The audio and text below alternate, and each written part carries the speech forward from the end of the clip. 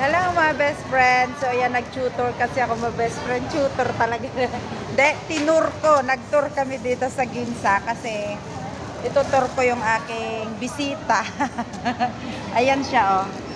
At dahil nagutom ako sa pagtutur, so napolo-paw kami. So polo-paw muna kami sa Honore. Honore. Ayan. Polo-paw muna kami kasi tinur ko siya dito. Inikot-ikot ko siya doon sa kung saan yung bilihan namin ng mga pagkain, gano'n, ng mga gamit sa bahay. May tsura ko para ako tinipos.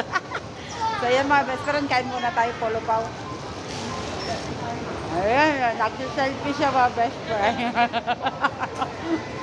Nag-enjoy naman siya sa mabilisang tour namin. Ayan mga best friend, di ba?